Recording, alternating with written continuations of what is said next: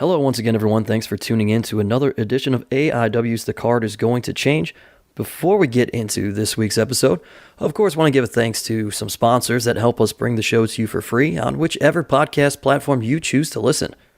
Thanks to our friends at The Exchange, a company that started with just vinyl records, really, and music, has grown to so much more. Not only have you seen their logo on Shaw Mason's ring gear, but you've seen it all over on our stuff, including our flyers, and they have become a very fun partner. So stop into one of their stores. They have multiple locations throughout the Northeast Ohio area, and you can not only now just get music, but all sorts of vintage clothing, I think toys or collectibles, so many different things from the Exchange. There's so much collectibles. Much. Action it's hard to just toys, pinpoint one thing. There's so much stuff there. And tons of vintage video games as well. And video game systems. They pretty much have everything for sale there now. Right. It's like the biggest garage sale you could ever find, but it's a store. Pretty much. Yeah, with like a lot of it's more like a museum, honestly. There's a lot of weird old stuff. Speaking of museums, Toyhio this Saturday. That's what I look at Toyhio as, because everything is so expensive. I just walk around it like I'm at a museum for the day. Yeah, check out Toyhio. They're always great partners of ours. They will have some very special guests there as well, doing meet and greets and things. I know All Ego, Ethan Page, will be there for sure. I've seen him advertise. Cole Cabana. The Bunny from AEW. Oh, there you go. Nice little guest Space list. Monkey. Space Monkey. Well, how about that? Space Monkey you could see not only at Toyhio, but it turns out you can see him on our show, Back in Action, later on that night in Youngstown. More on that a little bit later on. And also, have I been to Toyhio? I've never been yet. If you got time on the way out Saturday, you should swing through, because it is a sight to behold. I mean, unreal job that Rick does to put together Toyhio. It's just like rooms and rooms and rooms of like your entire childhood. It's pretty awesome, honestly. We will also have a table there. We're trying to set up a couple meet and greets of our own, of AIW talents who are going to be in the area on Saturday for the big return to Youngstown Saturday night at the West Side Bowl. First time AIW's been in Youngstown since 2007. Wow. That's 16 years ago. How about that then? Also, old enough to drive. Typically a sponsor of ours, presumably going to be at Toyhio serving up the food, because they usually are our good friends at Smokin' Jay's Barbecue. If you are in the Massillon or Canton area, make sure you check them out. If you're in Northeast Ohio in general, they do all sorts of catering. I know they've already advertised on their social media, which you can follow at Smokin_Jays, Jays BBQ. They are already booking events throughout the summer. So got a high school graduation party, college graduation party. You're going to have a fun wedding reception of some sort. Bar mitzvah. Out Smokin' Jays. Bar mitzvah, yeah. Those happen during the summertime, sure. Some confirmation for you Catholics and Protestants or whatever, if you go through that. All sorts of different reasons you might have Smokin' Jay's Barbecue. Maybe it's just a bachelor party or just a fun gathering of people, and you've got some money you want to burn. Hit them up. As John alluded to, as we sit here, AIW owner John Thorne. My name is Steve Guy, your moderator of sorts. Ronald Two Legs with the week off. This is a funky schedule, you know? Sometimes it's all three of us. Sometimes there's wife's birthday. Shout out to Kate. Wife's birthday. Shout out to Kate. What no better way to kick off the shout out segment than shouting out to Kate, wife of Ronald Two Legs. Last name Two Legs. Kate Two Legs, yeah. She does also have two legs, so why not? Did somebody else have a birthday recently in the AIW lore? Or am I just making that up? I thought there's a birthday coming up. There's I think Ziggy posted her birthday's coming up. Matt Wadsworth has a birthday coming up. It does. Matt Wadsworth's birthday usually falls around President's Day, which is coming up. Funny how that works. because we always celebrate that reasoning. What about when's Parlay Pete's birthday? Isn't that coming up? Oh, I don't know. It is coming up. It is coming up. I knew it. I knew there was a birthday right around the corner. Hey, listen. When you come out to Youngstown this weekend, folks, you are... Ooh, Parlay Pete's not going to be in the house, is he? Or is he? Yeah, he'll be there. Might be. He is there. He'll be there. That's right. Because the boys are taking on the shooters. The boys got it. Yeah, they got a defense. They got a title defense. You know Parlay Pete's going to be in the house. We're talking about, when we say Parlay Pete, none other than the six-figure man, the Duke.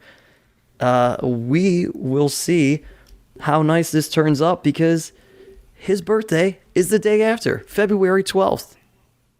So that is Super Bowl Sunday? Super Bowl Sunday. What a bad birthday for a guy with such a bad gambling habit. Or good birthday, he's going to get all that birthday money. Well, I mean, not maybe not these days, but that's probably what started his gambling habit. Wow. Birthday around Super Bowl Sunday, so everybody's like, hey, here's a bunch of money. What are you going to do with it? You should lay a bet down. And he's like, what's a bet? And like, oh, it's like this. And then that was it. Yeah, so hopefully somebody brings a cake with 75 candles on it this Saturday. At the stroke of midnight, we'll be celebrating Parlay Pete. 75. I like that he went from... Is he 75? How old? No, it was only like a year or two ago that you told me he was halfway to 100. Yeah, COVID, though, you know? It ages somebody 25 years? Yeah, I mean, we gained some years, we lost some years. I'm just doing math. Yeah, who knows? Who knows how old he is at this point, thanks to COVID. You never know. I'm going 75. 75? All right, that's a good round number. Sure. We'll go with that. Bring a cake. Somebody bring a cake. 3/4 of the way to 100. That's a long hashtag. It's I longer don't know than half.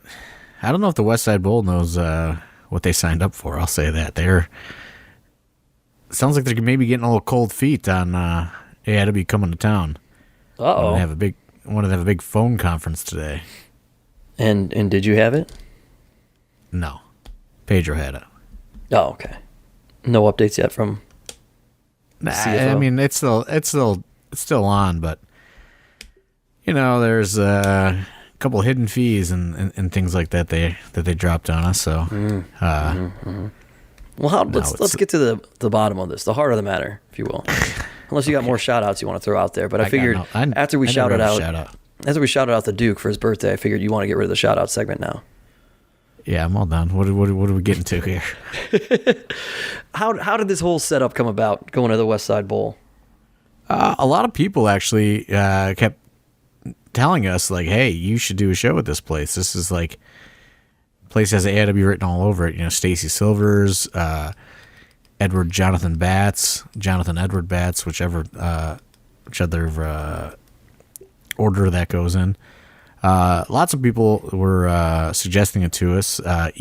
Student Ethan as well. And he was in the area, and he went and kind of like, there were some preliminary discussions, but they wanted like an in-person meeting, which, you know, I just did not have time to go drive out there and do. And Ethan went and kind of, you know, went in with our terms, in which were agreed to, you know, on both sides. And I don't know, they're saying a different story today. And you know, with only a few days to go, you know, flights booked and things like that, you know, we have really no choice but to give in to these demands, so to speak. But I'm hopeful that by the end of the night they'll be singing a different tune, so to speak, as far as all that goes. Because I really think that they just don't think anybody's going to show up or something. You know what I mean? Like, I just don't. I don't think they understand what they've signed up for. So, you know, hopefully when the AIW faithful show up and, you know, rack up that bar tab and kitchen tab and all that stuff, hopefully they're a little bit more relaxed when it comes to potentially negotiating a return date. I'll say that. I mean, here's a legitimate question. Does anybody ever know what they've signed up for with AIW? No. I don't, it's very, I don't know. Like, it's hard to explain. It's like they think they do, and then they have like a lot of preconceived notions. Mm-hmm. Which, like, for better or worse, they do, I feel like. Disproven. You know, like, right. Like, which are typically disproven. But yeah, I mean, it's, you know, like, this is what I don't think people understand when it comes to being in this kind of genre of entertainment is, you know, especially when, like, look at the Odeon situation. Like, everyone's like, oh, just get another venue. There ain't a lot of venues to be had that are accepting of pro wrestling. And, you know, I'm not going to dive too much into it, but like another one of our venues is now getting pressured to not book us anymore. Based on, like, you know, their insurance coverage. You know, there's all this, you know, it's been a very difficult venue week, I'll say that. Things have been interesting, that's for sure. Which, you know, I'm not going to dive in. I'm not going to dive into that situation. We are working hard and have looked into spending quite a bit of money to square it all away. You know, we're just waiting for, I don't know, and it's not their fault either, you know. And once it's all squared away, or, you know, whatever the final verdict is, I'll dive into what exactly is going on. But yeah, it's just it's real tough to find venues that want to work with you. That's why the Odeon was so great. I mean, look at Mount Carmel. You know what I mean? Some new guy came in and said, "No, you guys are out. I don't care how much money you're paying." Like, we even offered to pay more, and they said, "No way." You know, like, some people just don't want the money. They just don't like it. Some people don't understand it. Some people tried it with some other group and got ripped off and put everybody in that same category. Well, and to an extent, that's even what has made the Tadmore Shrine become a good partner, because they were one of the ones that was kind of like, oh, don't really know how we feel about this, don't know if we understand it, and they've turned out to be a great partner. You know, they've been there. Well, they see that we clean up.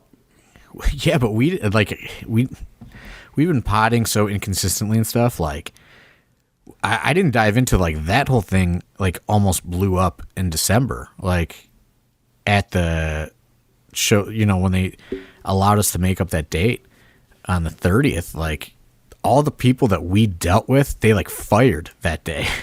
Oh, and, really? Like, yes. And they brought in, like, a whole, like, new, like, administrative, you know, body or whatever. It's like not Shriner, like, it's like the Shriners, like, employ people to do the day-to-day or something. Like, I thought we were just dealing with the Shriners, but, like, they got rid of all the people that we dealt with. And then, like, all the new people are there, and they're watching the show, and, like, that show got way out of control, and I was really upset with a lot of people on that show because we were getting a shit ton of heat. Yeah. And that was our only venue left. And, well, thankfully Pedro was, you know, able to smooth talk everything over. And, you know, now the new people, once they kind of saw that, you know, we cleaned everything up and, you know, they made all this money and concessions and at the bar and stuff like that, you know, at the end of the day, they were happy. But, I mean, that was a very stressful night as well that I don't think I dove into on the podcast. So, like, they brought in, like, a whole new staff, and, like, when there's, like, I mean, that's essentially the Mount Carmel situation. You know what I mean? Like, we were all, like, terrified about that. And now I think, you know, we're all good there. And but yeah, it's just craziness. I mean, you know, even, you know, we did the thing of the Outpost, and, you know, they kind of hit us with the, you know, well, we need this much thing. And, they wanted to charge underagers, a premium at the door, even though they bought a ticket. Like, yeah, there's just all kinds of, you know what I mean? Like, venues are just weird. Yeah. Well, hey, money cures a lot of things. And that's essentially what has happened there at the Shriners. I know there was Little Dill helped us out a little bit there too, because there was one guy that was working there and was like, oh, my son was a huge fan when you were on there. I told him that you were here because I saw you coming in, and I got to get a picture with you later if that's okay. And I texted him. I was like, you're not going to believe who's on this show. And that, I mean, that was a big deal. Went a long way. So those are the TV stars certainly helped the Shrine situation. I from what I understand. Yeah. Yeah. But yeah, I mean, it's just been very, very stressful few days. Obviously that was in December, and we squared that away, and then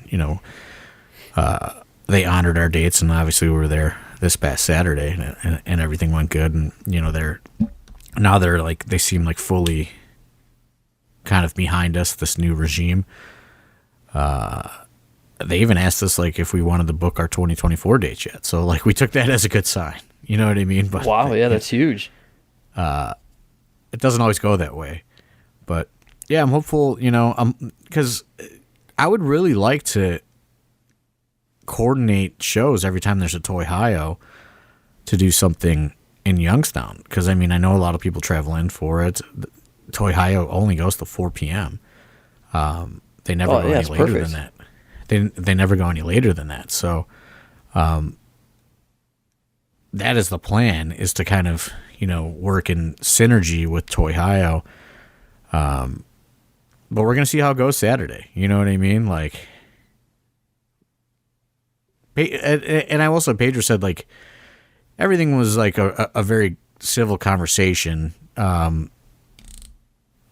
just, I don't know, like, we've come to understand that, when you're dealing with a music venue, these things kind of pop up here and there. Sure. So, and it's, maybe that's just the way, you know what I mean? That's just the way they do business. But, I joked to Pedro, because he just responded, the cost of doing business. And I was like, put that on my fucking tombstone, cost of doing business. Because, like, there's a lot of cost of doing business, like, it's overwhelming. Yeah.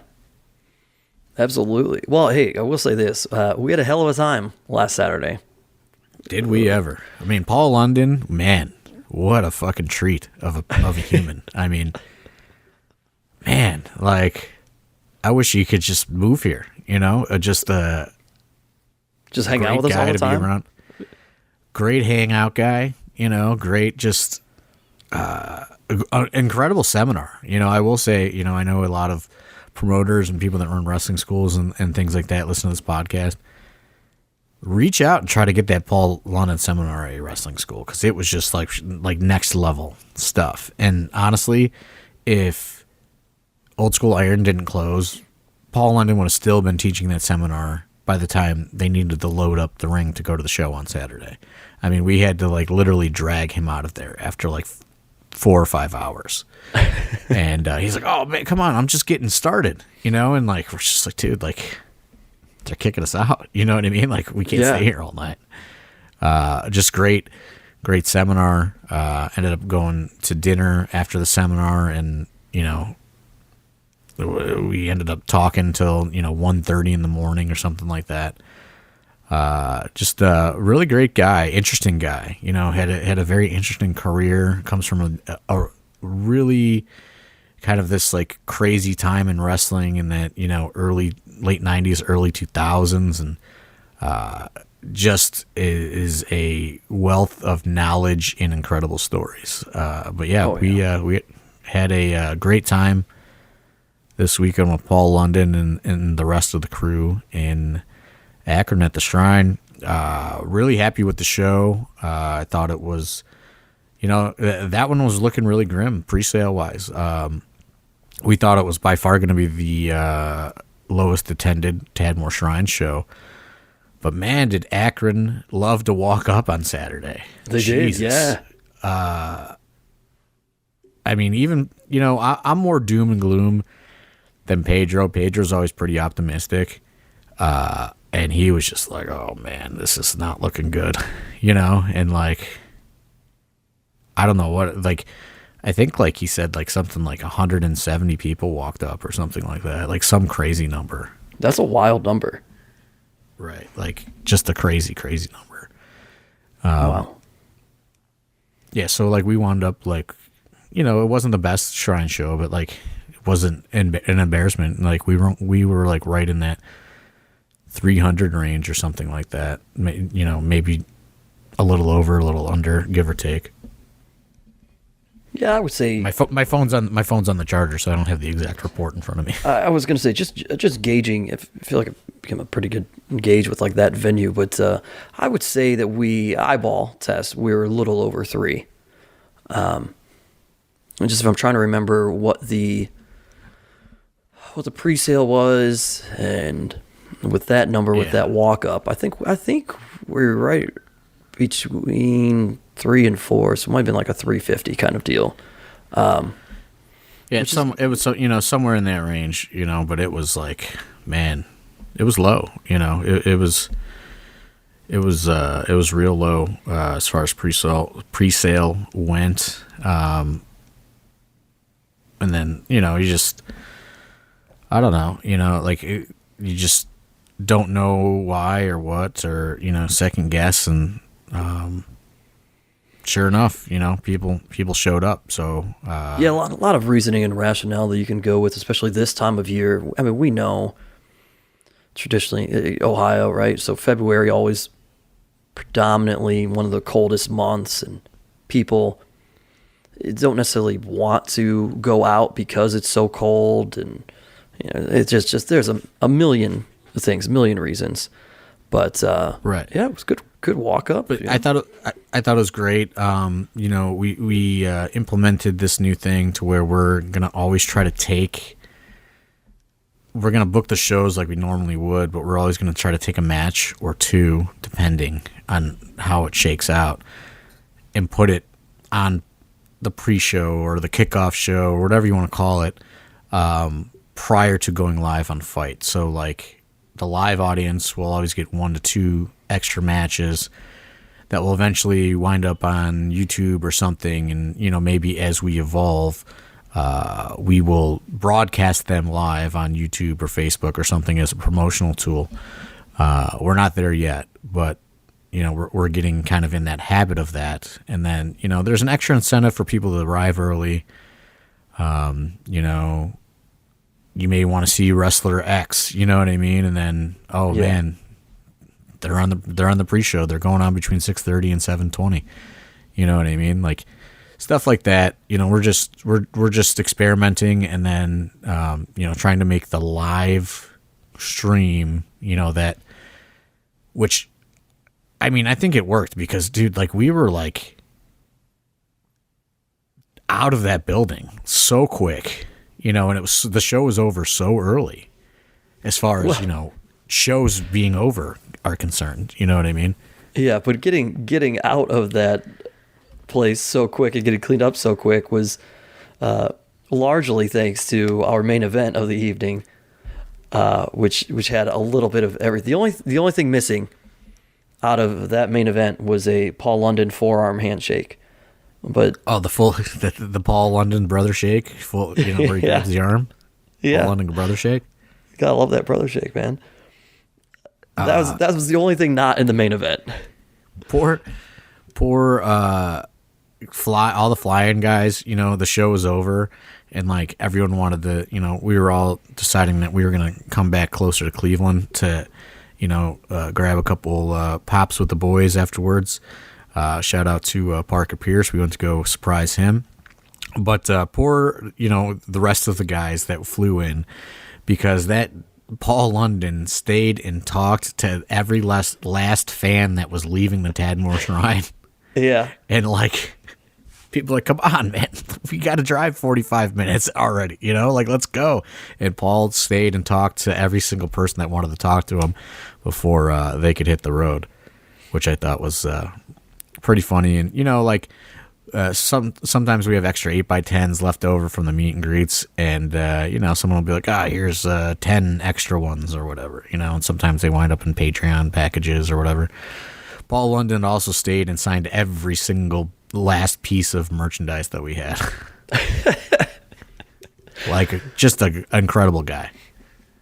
Yeah, he was a blast. Just to be around, hang out with. Good hangs with Paul London, and I mean, a good show. This is another case of, here's what I think is growing and happening with that Tadmore Shrine audience and crew.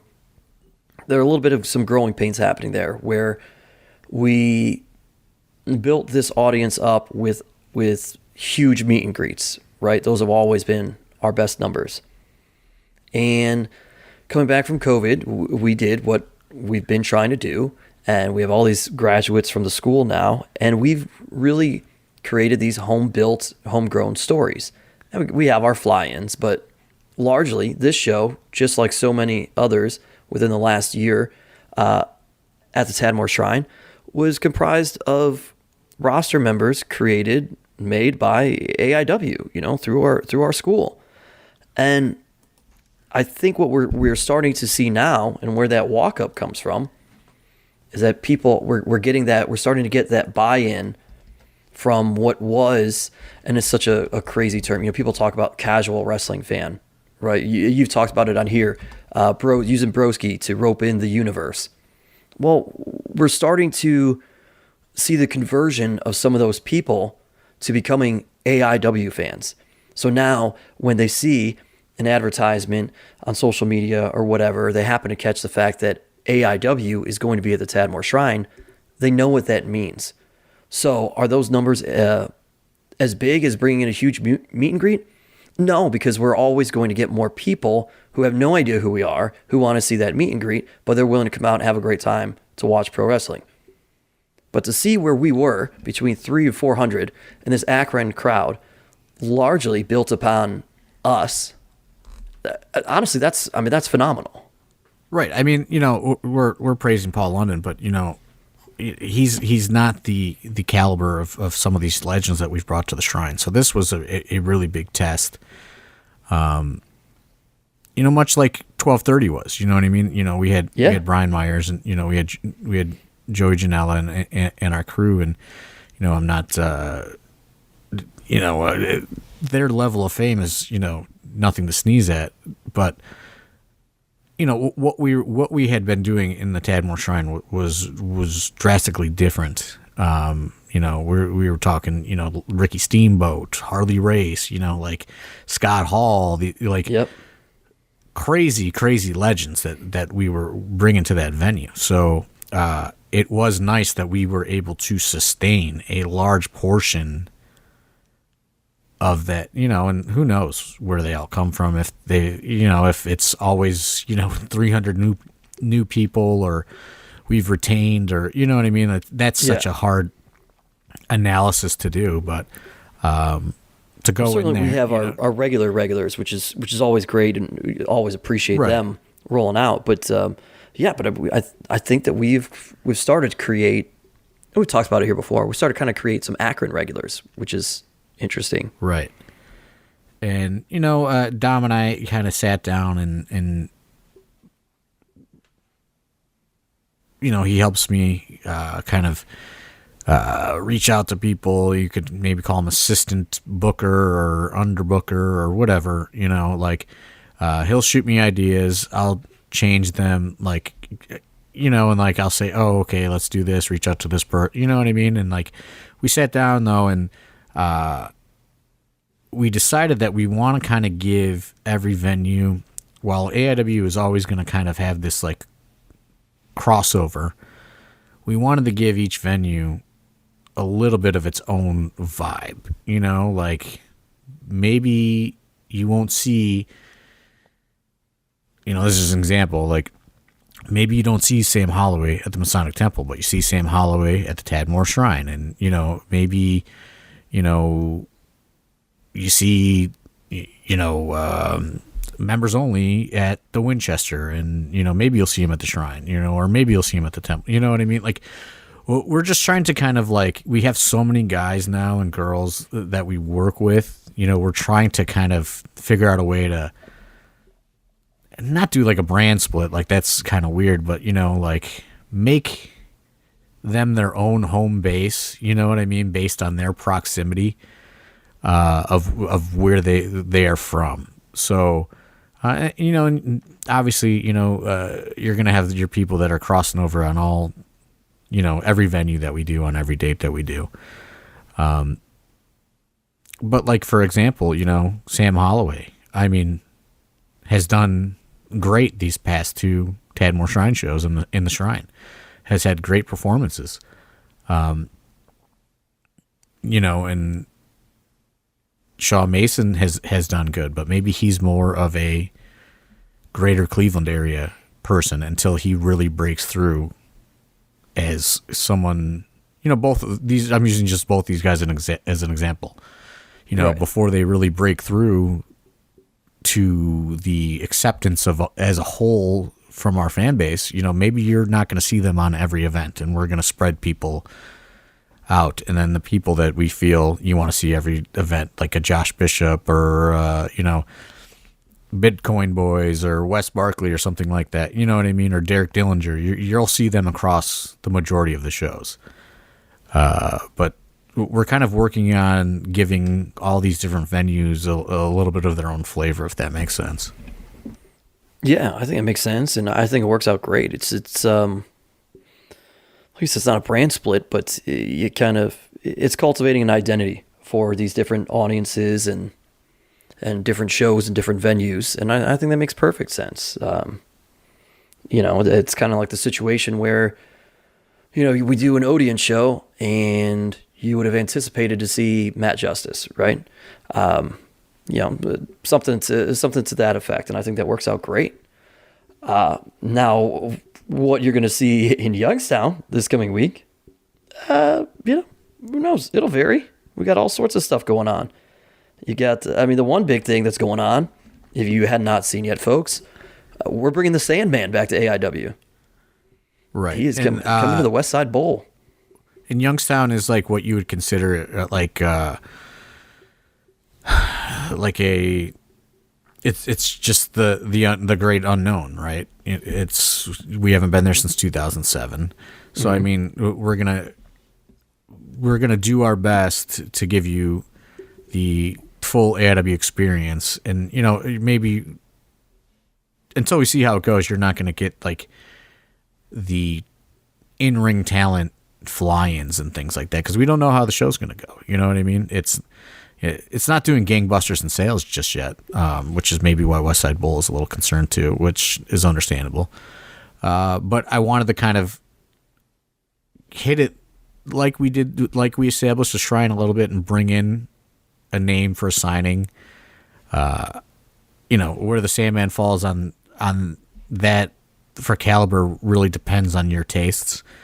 I think it's awesome. You know what I mean? The Sandman in a bowling alley music venue, like it sounds like a perfect fit to me.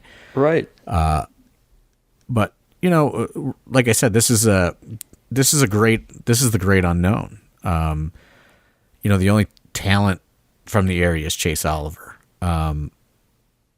So, we don't know what's going to happen as far as ticket sales and all that goes, but we're going to give it a shot.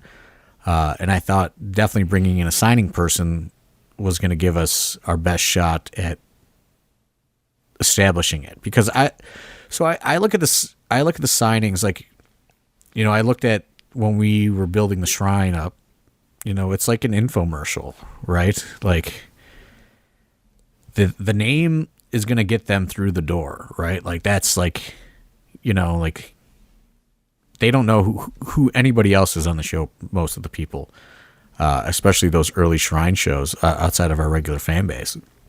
But like, you just need to get them through the door, and then the AIW talent in the ring will get them to come back. Not all of them, obviously, but I think that our in-ring performances can retain a large portion of that audience that just shows up to get an autograph. Yeah. Trying the same plan in Youngstown. And one of those matches, indeed, that we've already mentioned, the Shooters taking on the Bitcoin Boys for the tag team titles. That's one where I think the in-ring performances are going to capture people and get them intrigued with everything about AIW. And that would be expected. You know, these are high-performance guys. Bitcoin Boys have been obviously performing well. They are your tag team champions. And they are taking on really the standard. Former tag team champions. Yeah. Former tag team champions and the Shooters. I mean, listen, this whole card, I'm really happy with how it came together. I mean, you get the AIW experience through and through on this one, you know. From the Sandman to, like you said, the Shooters and the Bitcoin Boys, you know, you have Dominic Garrini versus the debuting Cheeseburger from Ring of Honor. Right. You know, that's huge, which we tried a few different things. It just didn't line up. But I asked Dom who he wanted to wrestle, and he said Cheeseburger. And I said, okay, you know, let's make it happen. This is 100% Dom's choice on who he wanted to wrestle.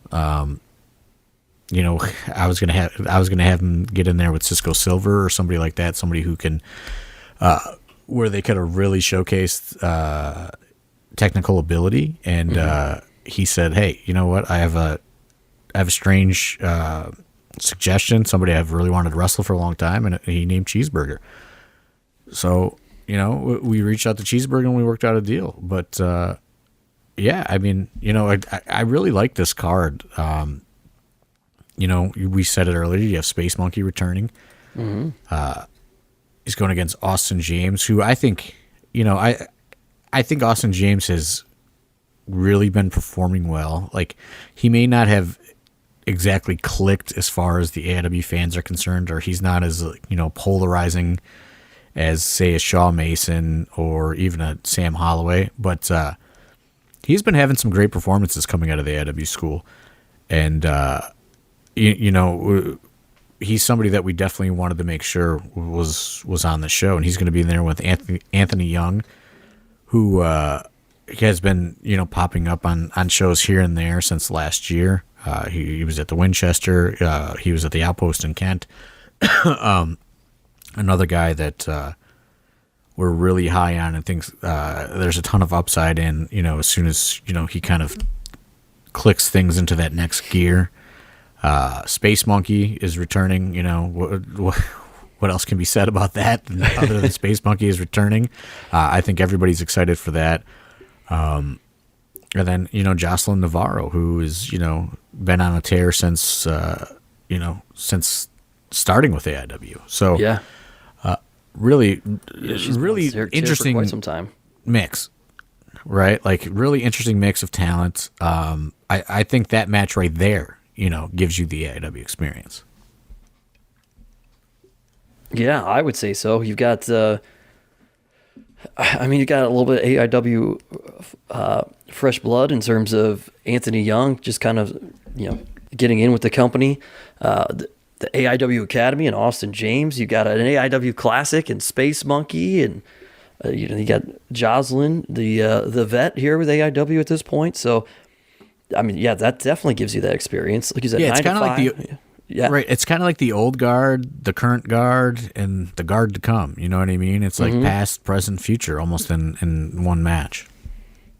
Yeah, and then you know, you got stalwarts that people still enjoy in general. You got Bulking Season's going to take on PME. PME been on a run, hot tear. They're obviously embroiled in a nice feud. As if you followed us on social media with Euthanasia, Josh Prohibition, and M-Dog, but you would have to think, though, too, this match will have tag title shot implications, right? Like, can Bulking Season work their way back up to a title shot? Yeah, you would think so. I mean, this is huge for them. They've been unsuccessful against the Bitcoin Boys, and now it's like you said, hey, it's time to work your way back up. And no better place than to start with PME, also former tag team champions. And can we be working back towards a PME versus the Shooters as tag champs again? You know what I mean? There's a lot of things that could happen here. You have Isaiah Broner. Carson says it Bronner, as I had to do some commentary with him. It would be Broner on Saturday. I call him Broner. He calls him Bronner, and he was throwing me off the whole time. But Isaiah Broner will be taking on Tyson Riggs, a little bear shark karate versus a little 8 Mile destroying. Bear shark martial arts, 7 Mile destroying. Yeah, 7 Mile destroyer. I'm a little off. That's all right. It's one exit away. It's fine. Yeah, one exit. One exit. As long as you know it's exit 187, Bishop Road. Stay away from that one. You're safe. That. But yeah, I'm really looking forward to the mesh of styles here. I would compare this to an early like UFC 1. You know what I mean? Like just two completely different styles getting in the ring, and we're gonna see what happens. Yeah, maybe Tyson Riggs has the upset in him. I don't think any of us know what his actual skill set is. I don't have his competition record. It's not on Cage Match. I don't know what. No, they don't do Cage Match for Bear Shark Martial Arts. What is the Cage Match for Taekwondo competitions or karate exhibitions? There's got to be one. Got to be. Yeah, Reddit. Boardbreak.com or something. Yeah. What's the? There's got to be a Reddit thread for all this stuff somewhere. Who knows? Maybe he's going to pull it out. Maybe. What do you think the FanDuel odds would be on this one?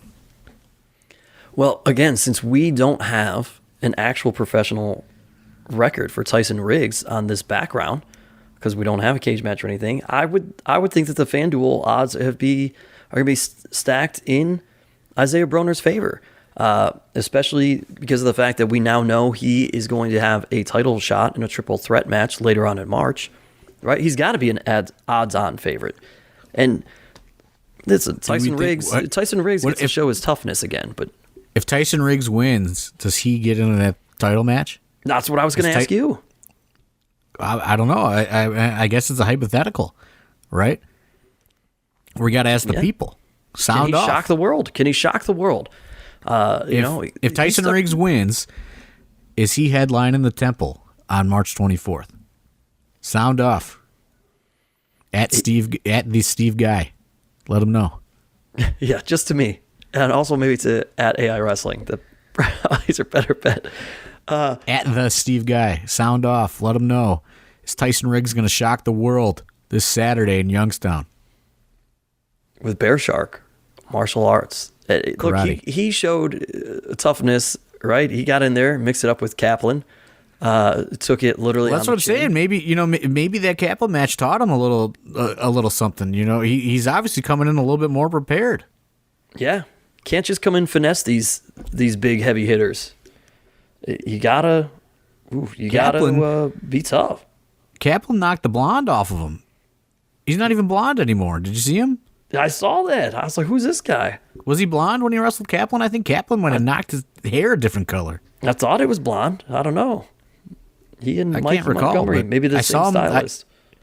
I saw him Saturday, and his hair was a different color, and I thought, man, did Kaplan hit him so hard his hair changed color?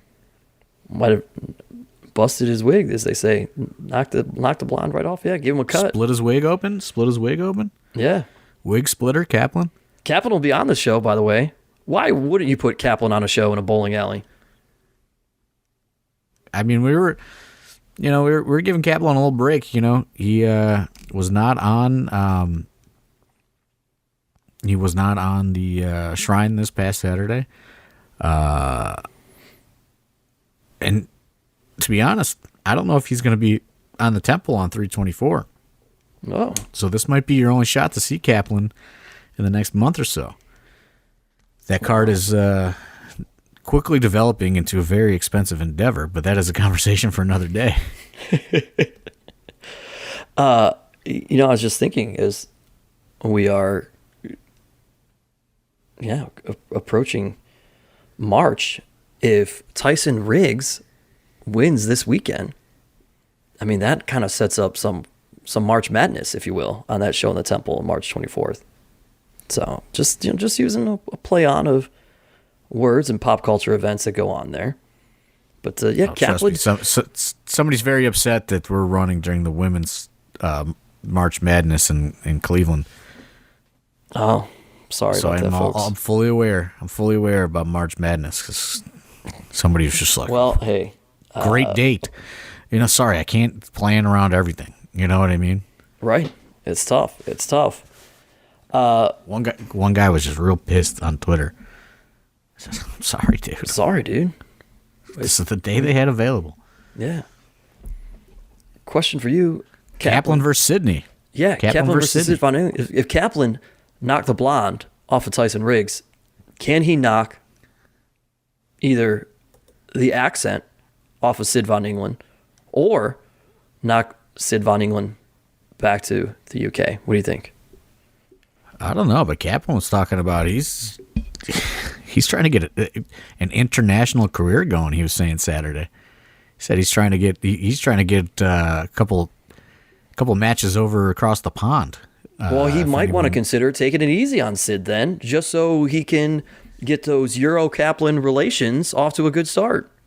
Yeah, he's trying to develop into international superstar Kaplan. And maybe this is the stepping stone. Maybe he wants this match to send to promoters in the UK. He's really determined to get some matches across the pond going this year. So how well do you think? Maybe we're going to see catch can Kaplan. Say that 10 times. Say that 10 times fast. Catch can Kaplan. Not even going to try. Man, it's too late to make that T-shirt probably, but man, yeah, that would sell. Catch can Kaplan T-shirts. He could take him over to Europe with him, I guess. How well do you think the Kaplan jerky sales go in Europe? Oh, there's probably some fucking rule about importing food, right? You ever watch that Border Patrol show where they're always like taking cigarettes out of people's bags? No. You know what I'm talking about? No idea. You never seen that show? No. People are always just trying to fly with cigarettes in their bags. They're always like, oh, you can't bring this many cigarettes in Australia. You're fucked. Oh, you ever seen that show? Never seen that show. Oh, one day, I just watched it for like 6 hours straight, and all it is like people trying to bring cigarettes over. There is a lot of television on television, and there's no way that But then they also did it to people with food. They're like, oh, you can't bring this food in here. Oh, that's crazy. You can't bring a banana into New Zealand. It could have a disease on it. So I don't think Kaplan's. I don't know. I don't think your Kaplan's jerky is allowed to fly internationally. Man, well, he's gonna have to find some jerky over there, or some deer or something. I don't know what he's gonna do. They got deer over there. I know that. At least in the UK. Man, I got a lot of deer coming out of my backyard. Yeah. I got one coming. It only walks on three legs. There's something wrong with its leg. Ooh. Maybe somebody took a bad shot. Messed it up at some I don't know point. what's wrong with it, but it's unsettling. It comes to my house. I threw some apples out for it. Hopefully it's living. Well, maybe that deer once got put. Maybe it once got put in an ankle lock by Shaw Mason, who also was going to be on the show, taking on Riley. Oh, that's what they call a segue in the business. Did you like that? Shaw Mason.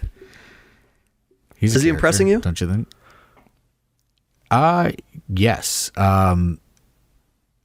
Because the first time I ever met Shaw Mason was at the school. And I was like, who the fuck is this guy? I remember this. I don't know, like I must have been wearing like a horror movie hoodie or Halloween t-shirt or hoodie on or something, I think. And he was just like, hey. Like, first of all, none of these students even acknowledge I exist. So this guy's just like, hey, what's up, man? Hey, what's up? And he's like, check this. Can I show you something? I'm like, sure. And I'm like, who the fuck is this guy? And he like goes into his bag and he pulls out a Jason Voorhees necklace pendant. that's on his necklace. He's like, it's pretty sweet, huh? I was like, what? He's like, yeah, I work at the exchange. I was like, what? What are you talking about? Like, what the fuck are you talking about? He's like, yeah, this is a pretty cool necklace, right? I was like, who the fuck is this guy? Like, I was so confused.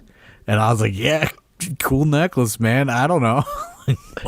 I didn't know what to say. Like, do you work out here, dude? Who are you? I was so confused. You didn't even know that he was a student yet. Yeah, I was just like, who the fuck is this guy? Show me his Jason Voorhees necklace. So I had very low hopes for Brian Shaw or Shaw Mason. Sorry, breaking kayfabe. Shit. Yeah, I had very low hopes for him. So he's impressing quite a bit. On that note, I also had low hopes for him because I have never told this story. When we did Go for Broke, he originally was chosen as someone that could be depended upon to help me out with the backstage stuff and audio and all of those things, or gather. Like, he was supposed to gather people because it was when we were doing, I think maybe the second shooting, because the first shooting was, it was so busy and everything. And we're like, look, I'm running around so much. We really need somebody that gathers people for these backstage segments. As I pull back the curtain a little bit here, puts people where they need to be, just goes to let them know, hey, you're up next for this match, or you're up next. We need you in this position so that we can shoot this backstage thing. And it was Coach, Porter O'Shea, who was like, oh, no, I know this kid. He's a great kid. He's so dependable. He could do this. He could do this. And, first segment happens. I got the people in place. Next segment happens. I have no idea where anybody is, and I have no idea where Shaw Mason is. So I have to go track down Shaw Mason, and we're on limited time. No freaking clue where he is. I go, hey, man, I thought you were supposed to grab these people. Oh, yeah, I forgot about that. So then I had to go grab the people. I was like, all right, man, can you make sure you get the next one? Yeah, sorry. Where's the sheet? It's right there, right where you left it. I gave it to you. Okay, no problem. Fine, go back. I shoot the stuff. We shoot a match. I shoot some other things with the people that were there. And next thing I go, all right, next up, guys, come on over here. And I go to where I'm supposed to be. Nobody is there. I go, guys, where's this person? You guys know where Shaw Mason is? No. Where's you fucking kidding me?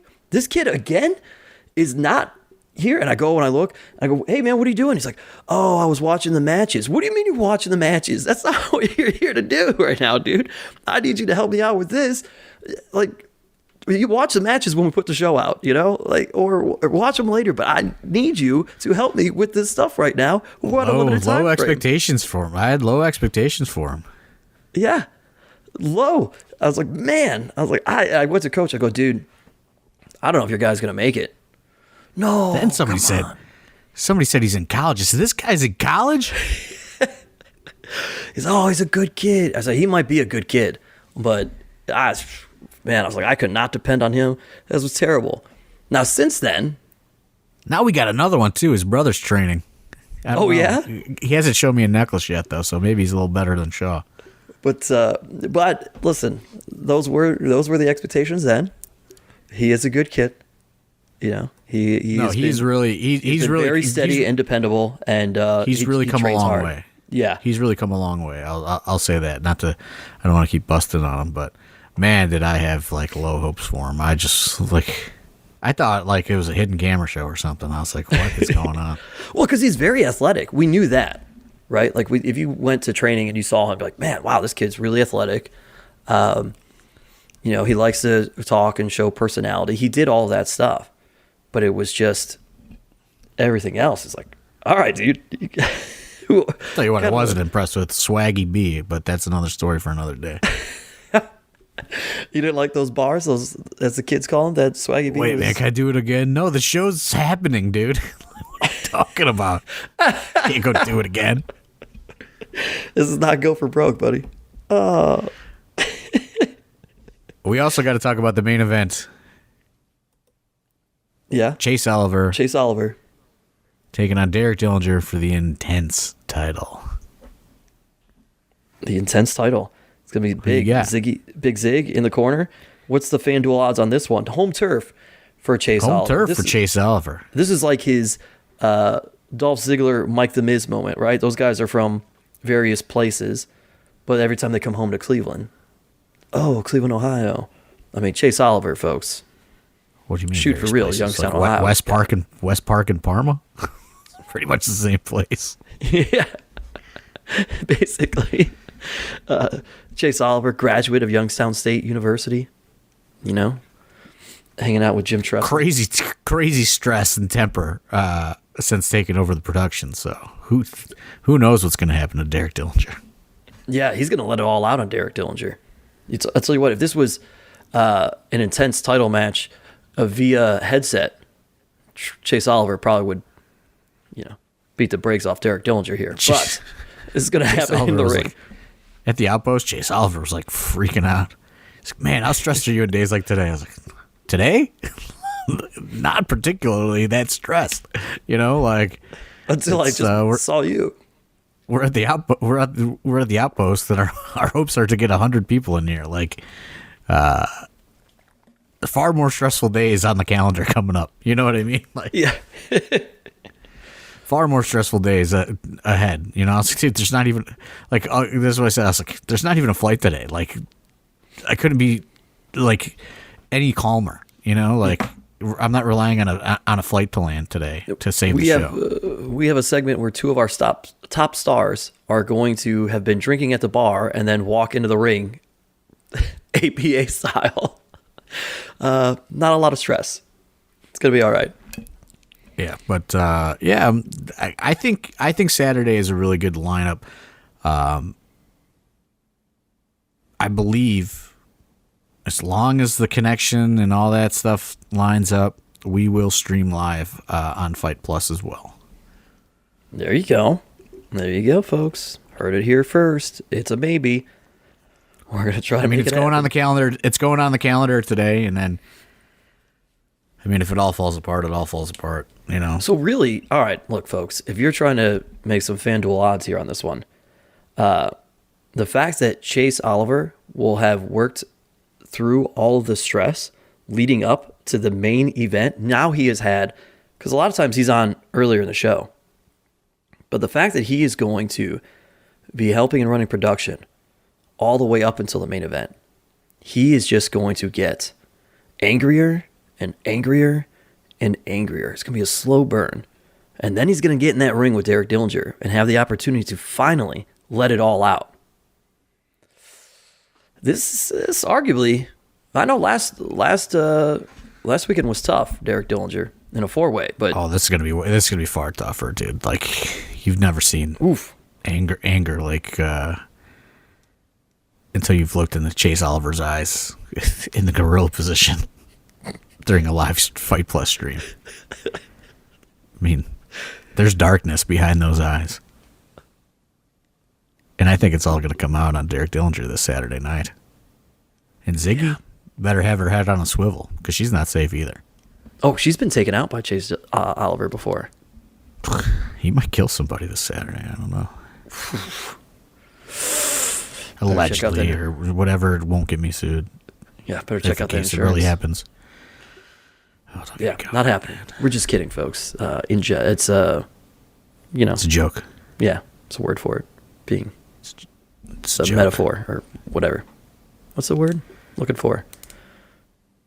It's a joke, but there's a technical term. Hyperbole. That's what I was going with there. I missed that day at school. Point is, this intense title match is going to be intense. But speaking of though, I did think of one more shout out. You got to shout out Observational Banter, aka the Observational Director, aka the Observational Producer. Really took charge this Saturday in Akron with the absence of Chase Oliver. I know how to set everything up. I did it the first. Chase and I worked it out those first few times. I did the one show completely by myself. I wanted to see if anybody could do it. And Observational Banter stepped up, got everything together, figured everything out on his own, directed and cut the entire show. And I gotta say, I couldn't be prouder of somebody to offer to jump into the fire like that and succeed. First stream, I think that we had no internet stream dropouts during the stream. Like, obviously the audio wasn't perfect, but it wasn't inaudible either, so wanted to give him his props. I thought he did a great job and put an incredible amount of pressure on himself when he didn't have to. And I very well would have sat there and did it. But he stepped up, and it actually worked out because Wadsworth was running late. Dustin Alberti had to cancel. Nathan Zagura, I think, was in Hawaii or some foreign country. So, there were no commentators. And I had to commentate the whole first half of the show. So, shout out to Observational Banter. And then, when I was done, he said, he was just going to keep rolling. So, took a little bit of pressure off me so I could float and, do what I need to do to run the show and, talk with talent and, keep the show moving and flowing. So, yeah, I didn't want to stop recording without giving him a shout out because, listen, we ask people to jump in and help all the time, and it is crickets, and most people would rather run and hide or whatever from the school than step into a super important job which could go terribly wrong. Most people would not offer to do that, and he did. So he deserves all the props in the world for stepping out of his comfort zone and just kind of jumping into it head first. Yeah, he does. He did such a great job. I mean, we all told him that, but it deserves to be said. Certainly on here, make it for public knowledge. Just like you said, I mean, really, it gives you the confidence and the faith that. And we joked about Chase Oliver being stressed, but you hope that it can take a little bit of less stress off of him. Doesn't have to be him the entire time. He can, hey, my match is coming up in 3 matches. I really need this time to stretch and warm up. And now he doesn't have to be sitting there or go get geared up and then sit right back down. It's like, hey, man, go over there. Go get in your gear. Go stretch out. Go warm up. Whatever you need to do. Take that time. Go relax a little bit. You got somebody that's got this now. And it's just to be able to have another person in general for a lot of things, because that happens with a lot of the stuff that we do and people don't realize behind the scenes or on the front lines. Man, it's so important to, at the very least, have that backup person. And, to call Observational Banter a backup person with the job that he did is just not giving him enough props, because no, he did great. And you got to shout out X, who stepped up, and offered to run the camera.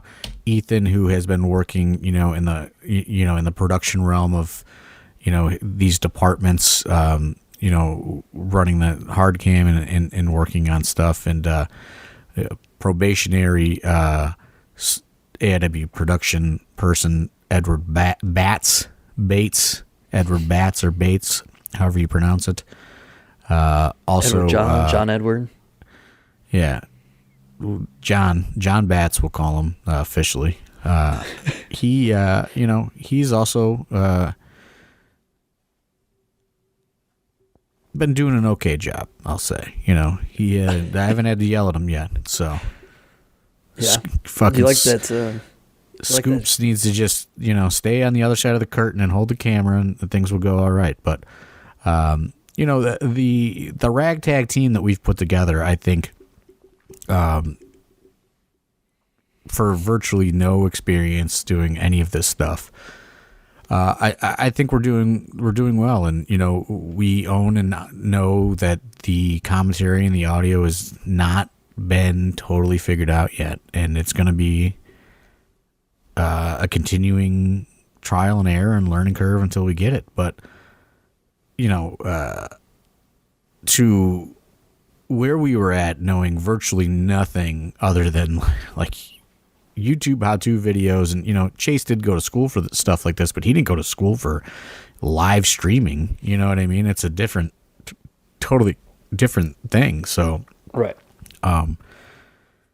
We've put together this, you know, the Bad News Bears ragtag group of production people, and we are doing okay. You know, we're not doing perfect. We're not doing totally awful either. So, honestly, I'll take it. Yeah. Hey, we're having fun doing it, you know, for the most part. Everybody except for Chase Oliver. So watch out, Derek Dillinger. It's all coming to you this Saturday in the main event, the intense title match. Derek Dillinger, big zig in his corner, taking on Chase Oliver. We have plenty of tickets left. It is going to be very limited seating. Those are going to be first come, first serve. The room kind of goes up, so there'll be like different places to sit and stand and things like that. It's an interesting layout of the room. But if you're coming, you know, it's all GA, so like nobody is guaranteed a seat, you know, and especially for this first one, maybe only one, we'll see. But until we figure out how to totally lay out the room, if we come back in the future, maybe we can do premium seating. But for now, it's old school AIW style. First come, first serve. Whoever, you know, gets in first gets closest to the ring, and then, you know, when you get there, you get there. Sandman will be signing from 6:30 to 7:30, and then maybe briefly during intermission, and Okay. That's it. So he will not be at Toyhio. He is appearing exclusively at the AIW show. So if you want to hang out with the Sandman, meet the Sandman, drink a beer with the Sandman, talk to the Sandman about golf, any of that, golf, you got to come to AIW at the West Side Bowl this Saturday. There you go. For this aggression will not stand, man. With the Sandman. What else can I ask you here real quick? Yes, folks, there will be food available. I think you mentioned that at the top of the show, but for anybody wondering, there will be food as well as drinks, all sorts of concessions at the West Side Bowl. They typically always do. They've got a full-on restaurant, essentially, I believe, in there. So plenty of options available from that standpoint. One thing before we wrap up, John Thorne, because we are a little over a month out from that March 24th show. And folks are wondering about tickets. I've told folks stay tuned at AI Wrestling on social media and AIWrestling.com. But if we have any indicator here. I did get a little news on that. It's like it was almost ready to go live today. So what's going to happen is when we get the link, it's going to be locked. We were going to post that to the early bird special section on our Patreon. They will get a special pre-sale code, and then they will get first dibs. From there, I'll give them a day or so. Our email list will then get the link and the special pre-sale code. So the secret pre-sale is probably going to go on for about a week between Patreon and the email list. Then whatever is left after that will go live to the public. There you go, folks. There is your answer. True. I think we covered a whole lot of ground here on this one. Any final thoughts as we wrap this up, John Thorne? No, I'm just looking. You know, I looked, and the West Side Bowl does have a full kitchen menu. Pierogi pizza. Oh, you love a good pierogi pizza. They got what else do they got? JoJo's. Love a good JoJo fry. Oh, yeah. Philly cheesesteaks, burgers, hot dogs, corn dogs. This is like right up my alley here. This is your kind of place right here. This is about as exotic as you get with these items. I don't mess with the gyros. They got some gyros. Oh, yeah. Well, I can mess with one of those, sure. I'm down with that. Salads. They got all kinds of cool pizzas. Full bar, beers. Brunch until 4 p.m. Yeah, I mean, should be a good time. All I'm going to ask is you guys run, get some food, get some drinks, make them understand that you want us to come back to this venue.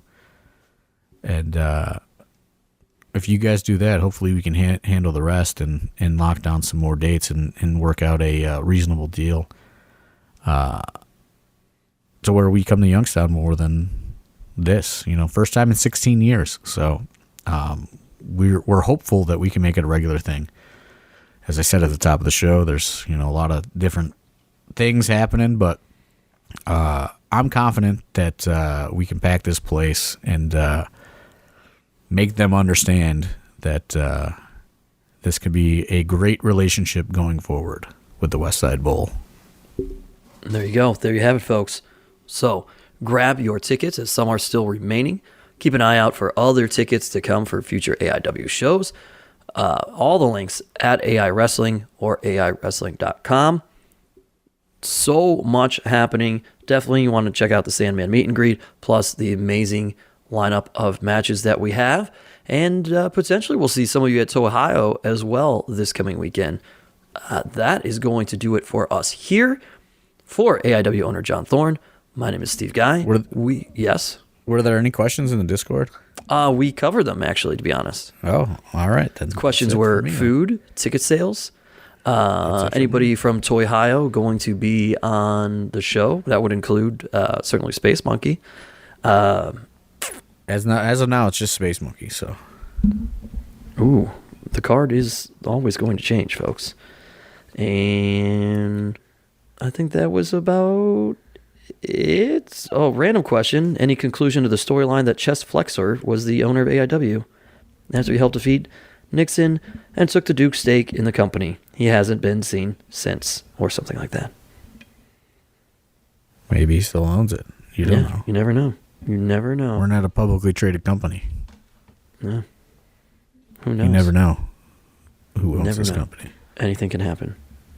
Yeah. It's like a Knives Out mystery. Yeah. Perfect. All right. That's about it, folks.